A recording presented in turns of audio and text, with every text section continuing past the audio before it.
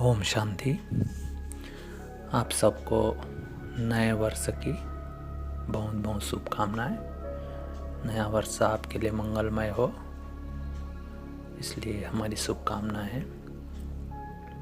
आज बाबा की देखो 1 तारीख की मुरली 2023 जनवरी मास अव्यक्त मास चल रहा है। बाबा ने इस मुरली में बहुत धारणा युक्त बातें बोली है, जिसको हमें अटेंशन देके हमारे पुरुषार्थ में तीव्रता लानी है। बाबा ने नंबर 1 बोला है कि चेक करो।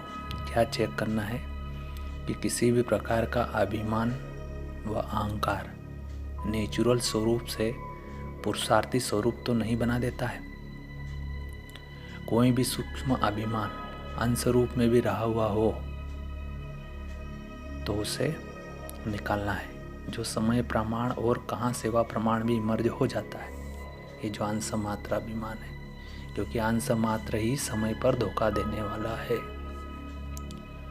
बाबा ने आगे बोला है, कभी कभी ये अनुभव करते हो ना। क्या अनुभव करते हैं हम? आज व अभी ना मालूम क्या है, जो जैसी खुशी होनी चाहिए वैसी नहीं है। न मालूम आज अकेलापन व निराशा व्यर्थ संकल्पों का अचानक तूफान क्यों आ रहा है। अमृत वेला भी किया, क्लास भी कर लिया, सेवा भी की, जॉब भी किया, परंतु ये क्यों हो रहा है? कारण क्या होता है? बाबा कहते हैं कि मोटे रूप को तो चेक कर लेते हो, उसमें समझते हो कि कोई गलती नहीं हुई, लेकिन सूक्ष्म अभिमान के स्वरूप का अंश सूक्ष्म में प्रकट होता है। इसलिए कोई भी काम में हमारी दिल नहीं लगती है।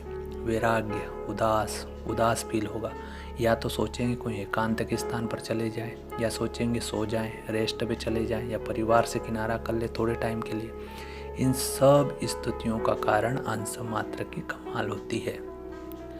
अगली बात बाबा ने बोला, जब निरंकारी बन जाएंगे ना, तो आकारी और निराकारी स्थिति से नीचे आने की दिल ही नहीं होगी। उसी में ही लवलीन अनुभव करेंगे, क्योंकि आपकी ओरिजिनल अनादि स्टेज तो निराकारी है। आगे बाबा ने बोला कि महानता की निशानी है निर्माणता। जितना निर्माण उतना सबके दिल में महान स्वतः ही बनेंगे। बिना निर्माणता के सर्व के मास्टर सुखदाता बन नहीं सकते। निर्माणता निरंकारी सहज बनाती है। निर्माणता का बीज महानता का फल स्वतः ही प्राप्त कराता है।